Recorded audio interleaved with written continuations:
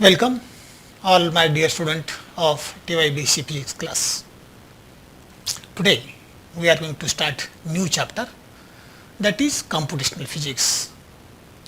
In this chapter we are going to see some errors regarding computational physics as well as some methods in computational physics.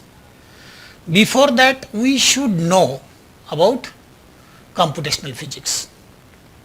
Computational physics is the study and implementation of numerical analysis to solve problems in physics for quantitative theory that is already exist. Computational techniques are the techniques by which mathematical problems in physics are formulated and can be solved with arithmetic operations. This is very important. I am again going to repeat, computational techniques are the techniques by which mathematical problems in physics can be formulated and can be solved with arithmetic operations.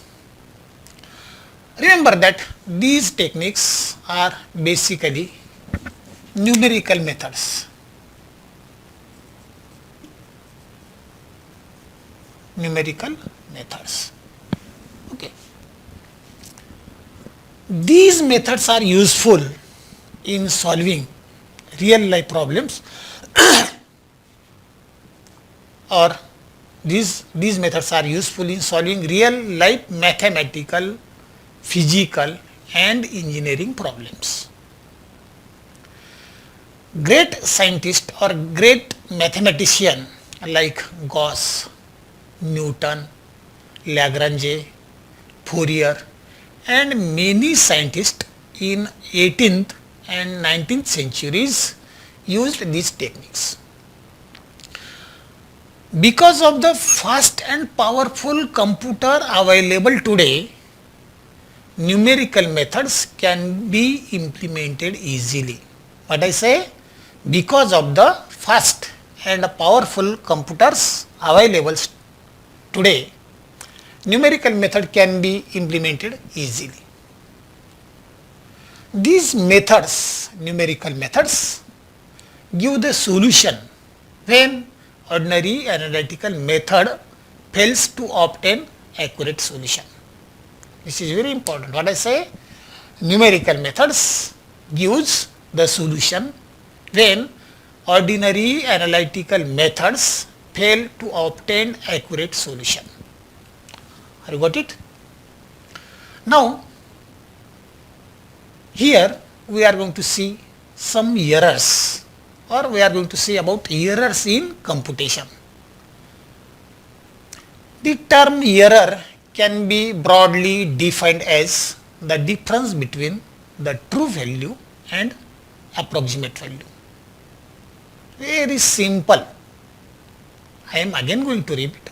The term error can be broadly defined as the difference between true value and approximate value.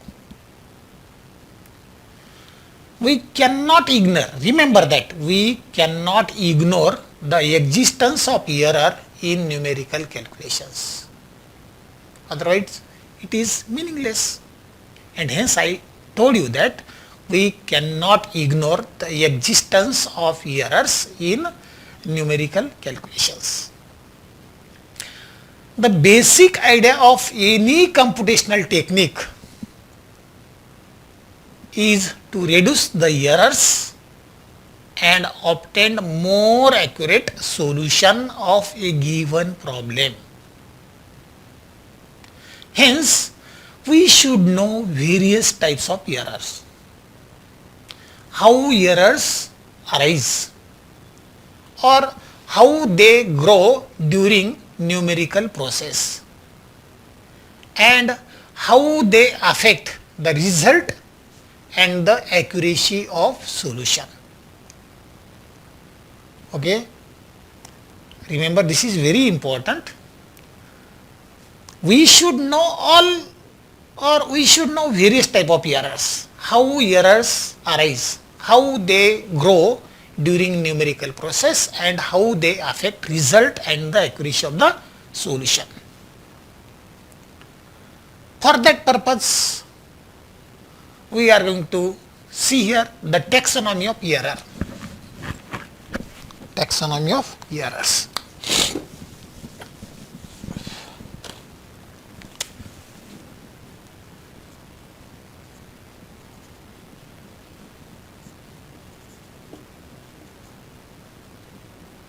Taxonomy of errors. See here, just a minute, okay.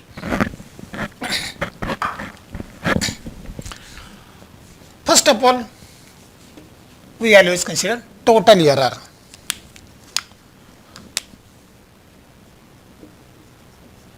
Total error. How this total error consider? This total error may be occur due to modeling error.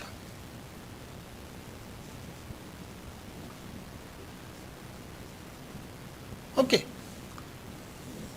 Or inherent error.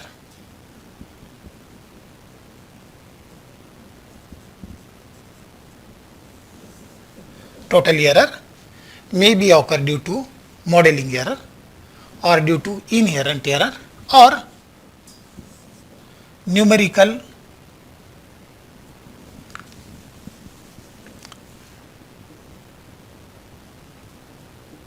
methods.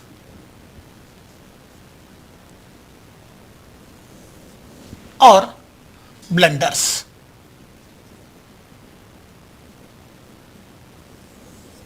What I say?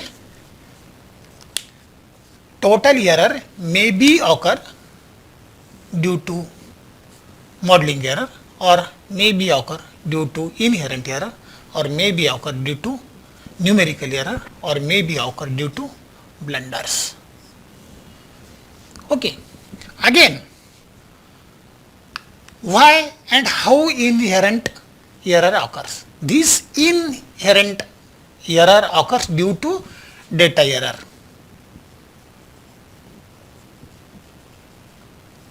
Inherent error occurs due to inherent. As well as inherent error may also occur due to conversion error. Okay. What I say? Inherent error may be occurs during data error or inherent error may be occur during converging error. Okay. Also numerical error may be occur due to round off error.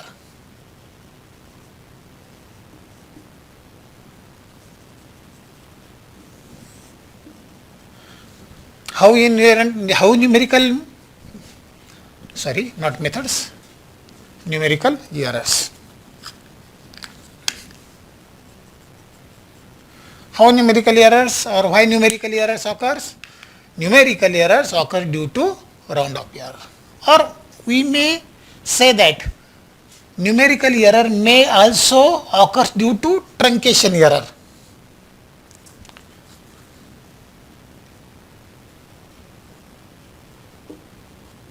Truncation error. Okay. But here modeling error is occurs due to only missing information.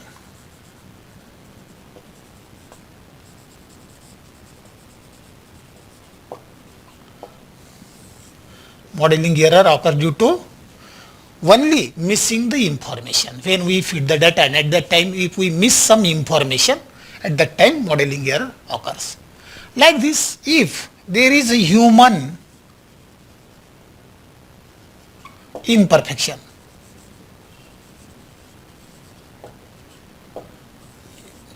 during the computational method or computational process, if there is a human imperfection, at that time blunders can occur. Okay. Now we have to see that how data errors occurs. Data errors occurs due to measuring methods. Is measuring method is wrong, then data error can occur. Okay. And truncation error. This truncation error is occurs due to numerical method.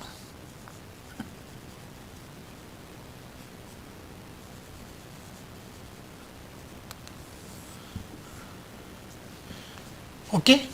But if there is some error in computing machine,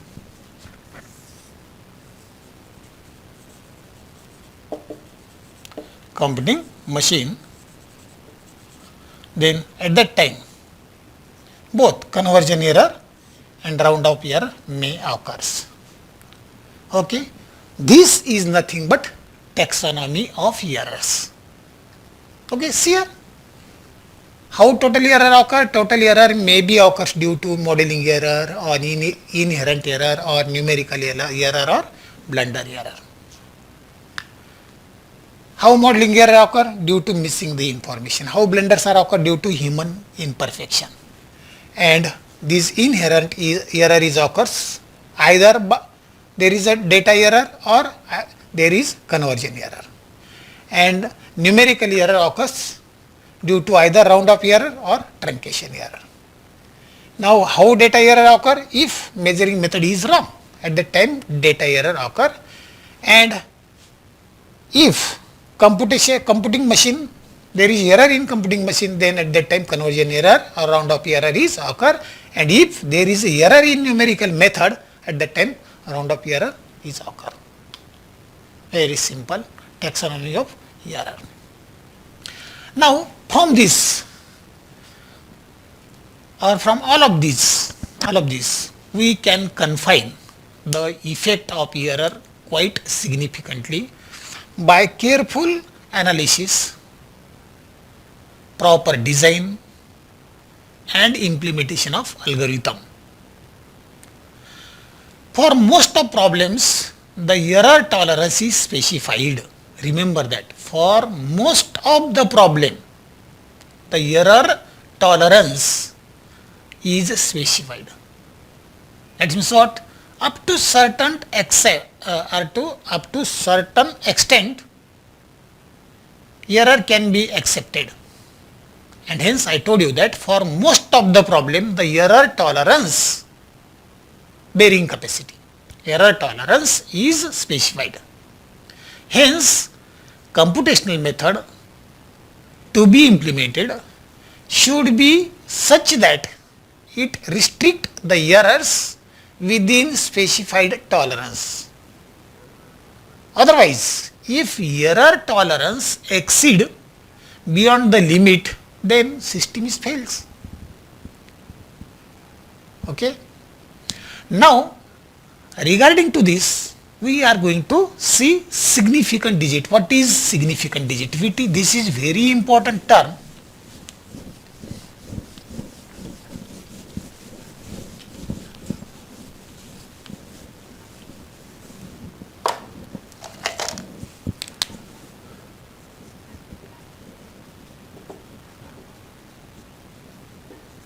Significant digits, or sometime it is called significant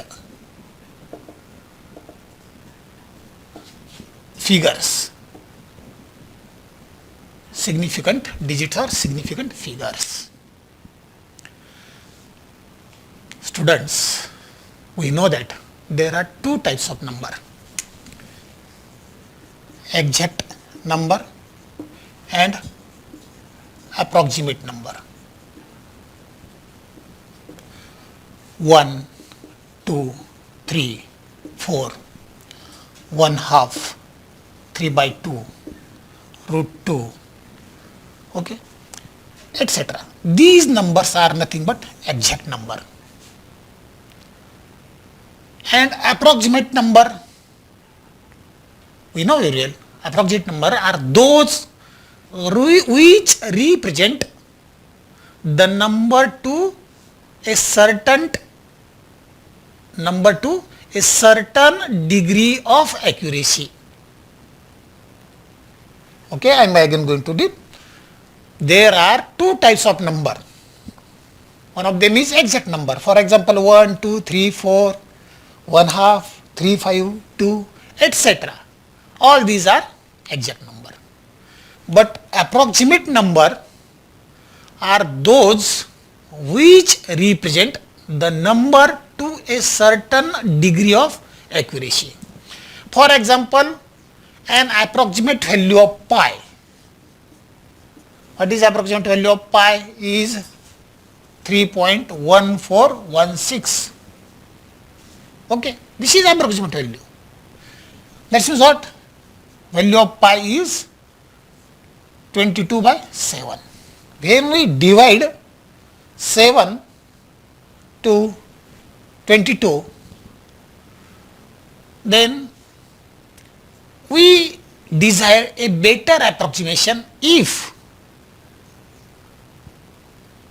the value is more accurate, or in other words we can say that if we desire a better approximation regarding the value of pi, it is, see here, 3.14159265358979323846 and again beyond that. But we cannot write the exact value of pi. Remember that. We cannot write the exact value of pi, and this is, and hence it is the approximate value. Hence, such a number can never be represented accurately. We may write value of pi as 3.14 or 3.14159 or 3.1415925. Okay, up to this extent. The digits are used, these are the digits. Digits are used to express a number, are called significant digit, or significant figure are nothing but figures are used to express a number called significant digits. Okay, that means what you have to remember, the digits are used to express a number are called significant digit or significant figures. Okay, this significant digit or figure include all digit except all leading zeros. What I say, this significant digit or significant figure include all digit except leading zero. Okay, trailing zeros which are used to indicate the scale of the number. What I say, all leading zeros are does not include, but trailing zeros which are used to indicate the scale of number. Suppose we write 2/7 as 0.28754. Sorry, I think 28750. Okay, one. Or if we do this by calculation, we will get 285714, not 4, 14. And pi as 3.141592. Then we can say that these number contain 6 significant digits, 1, 2, 3, 4, 5, 6, 1, 2, 3, 4, 5, 6. These numbers having 6 significant digits or 6 significant figures. The concept of significant number is useful to indicate the accuracy of numerical value. In general, when we say number is good for, number is good for 4 digits.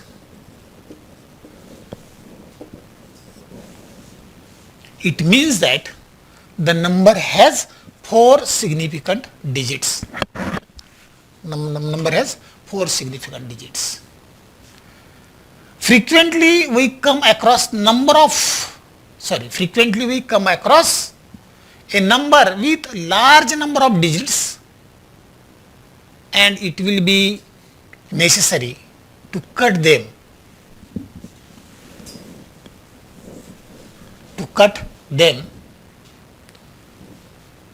to a usual number of figures or digits. And when we cut some digits from this, then this process is called round up process. You are very aware about round up process. How number is rounding, you know very well. Though we are going to consider some examples regarding to this. Okay. See here, I am going to draw a table.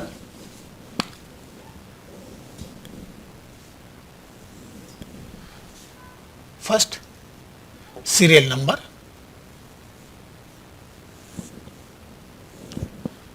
one, here number, and further comments. We are going to make a comments on a numbers. Firstly of all,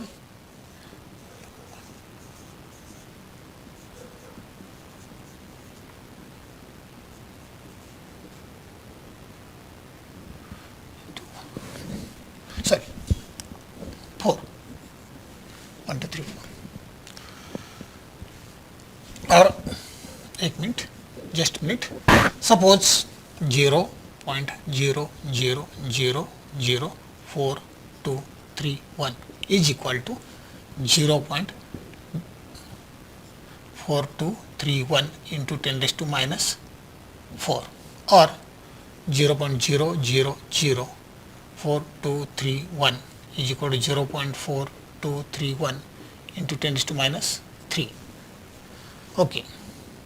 Or 0.00423 is equal to 0.4231 into 10 raised to minus 2, or 0.04231 into 10 raised to is equal to 0.424,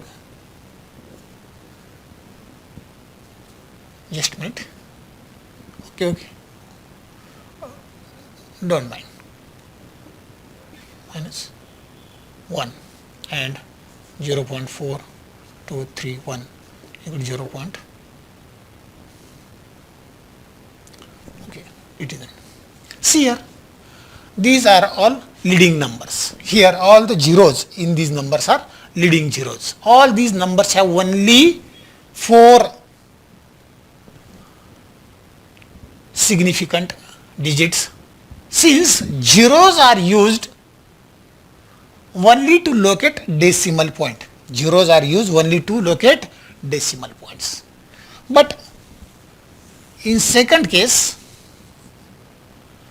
here 1.25 into 10 raised to suppose 3, or 1.250 into 10 raised to 3, or 1.2500 into 10 raised to 10 raised to 3. Here 2 significant digits, here 3 significant digit, here 4 significant digit, because here zeros are trailing, and hence in this example we make a comment that trailing zeros are used. Here 2 significant digit, 3 significant digit, 4 significant digit. That means here zeros, that is trailing zeros, are used to represent significant digit of a number. Okay. Sorry. from this table, it is clear that zeros after decimal point, zeros after decimal points are used to locate the decimal point. They do not represent significant digit. Here in leading zeros or zeros after decimal point, zeros after decimal point, all these zeros are used to locate the decimal point. They do not represent significant digit. Now in second case here, trailing zeros are used to represent the number of significant digit. Thus, remember that all non-zero digits are significant. All non-zero digits are significant. Second one, all zeros occurring between non-zero digits are significant. And trailing zeros after decimal point are not significant. Sorry, trailing zeros after decimal points are significant. For example, 10.5. Suppose we write here 10.5 or 1.27 or 0.999. Here the trailing zeros after decimal points are, in all these number or all these number have significant, 3 significant digits. Okay. Now zeros between decimal point and preceding a non-zero digits are not significant digits. For example, see here once again here. Suppose this may be like this 0.0000432 which is nothing but 4321 into 10 raised to minus 7 or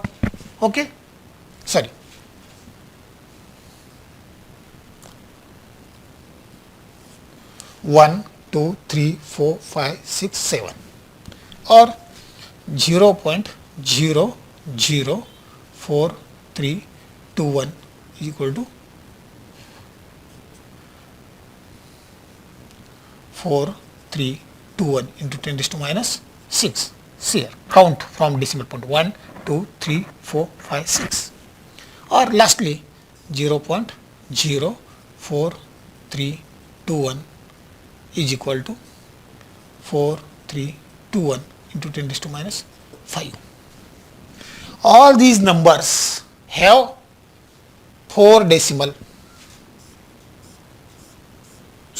significant digits or 4 significant numbers. And last but not least, when decimal point is not written, then trailing zero are not considered to be 4 significant digits. What I say? For example, we write a number 4500. This number have 4 significant digits. Here decimal point is not written, and hence I told you that when the decimal points is not written, then trailing zeros, let's see here, trailing zeros from this side are not considered to be 4 significant digits. Okay. Now, this number may also be like written like this. Okay. Now, these significant digits, this number having 4 significant digits, whereas this number having 2 significant digits. That means what I say, this number contain 2 significant digits, 1, 2. But I am write the number like this 45000. See here, the difference between this and difference between this number and this number. What I say, here decimal point is not right or not written. When decimal point is not written, then trailing zero are not considered to be 4 significant digits. That means this number is also trailing zero. These two zeros are trailing zeros. Sorry. And hence this number having 2 significant digits. But when we write a decimal point, then this number meaning is same, but this number is having 4, or this number contains 4 significant digits, whereas this number contains 2 significant digits. Remember that, don't forget this. Okay. Now, in next lecture, we will see the accuracy, difference between accuracy and precision, and then inherent error. In inherent error, we will see truncation error, round off error. Okay, till then we shall stop here. Have a good day.